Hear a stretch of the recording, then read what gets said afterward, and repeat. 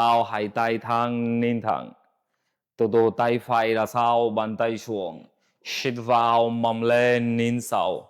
Vai ra sau, giữ 1, 2, 3, 4, 5, 6. Thả mầm xuống, hai tay nắm đuôi, nắm gối, chân phải. Thả đầu xuống nữa.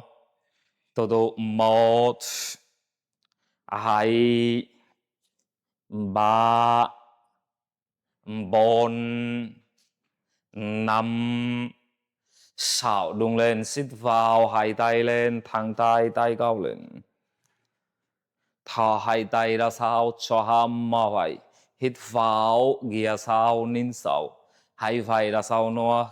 Giữ 1, 2, 3, 4, 5, 6. Hít vào, hai tay lên, thẳng tay, đằng tay, tay cao lên.